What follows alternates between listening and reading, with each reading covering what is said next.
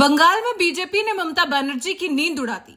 बंगाल विधानसभा चुनाव से पहले बीजेपी की नई रणनीति, हिंदुत्व की राजनीति को बीजेपी बढ़ावा दे रही है। ममता बनर्जी ने भी जोर आजमाइश शुरू कर दी। क्या बीजेपी को इस बार बंगाल की सत्ता मिलेगी?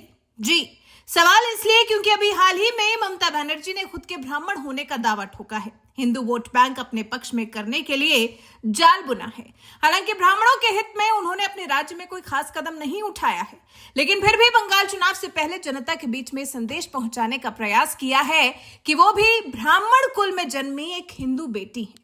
बंगाल की मुख्यमंत्री ममता बनर्जी ने कहा कि मैं सिर्फ एक गर्वित हिंदू नहीं बल्कि एक ब्राह्मण परिवार की बेटी हूं। ममता बनर्जी का यह बयान उस समय का है जब 5 दलितों को पुलिस सुरक्षा में पूर्वी बर्धमान जिले के एक शिव मंदिर में प्रवेश कराया गया था।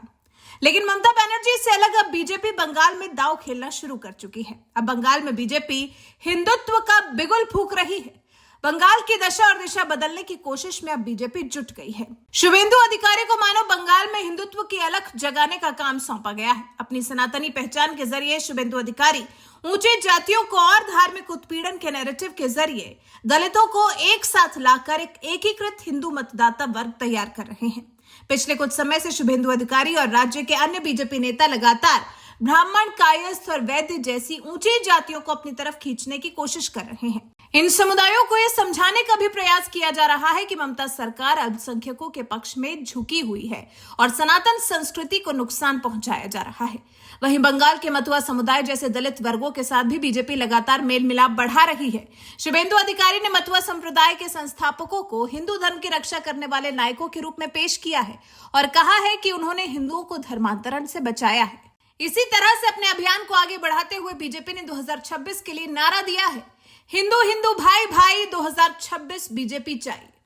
इस नारे के बोल से साफ है, राज्य में हिंदू वोटर्स को बीजेपी की तरफ आकर्षित करना, खासकर उन 5% हिंदू मतदाताओं को साधना जो अब तक ममता बनर्जी के साथ थे।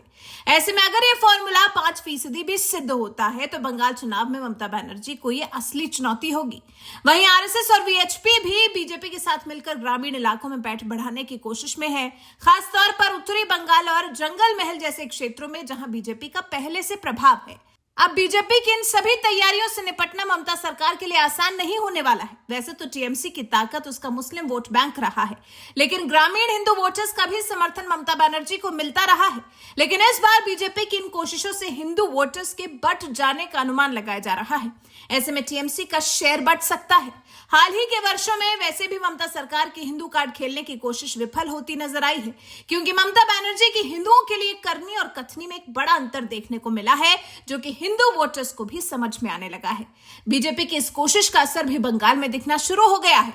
खुद को गर्वित हिंदू और ब्राह्मण बताने वाली ममता बनर्जी का असली चेहरा उजागर करने के प्रयास में बीजेपी कार्यकर्ता लगातार जुटे हैं।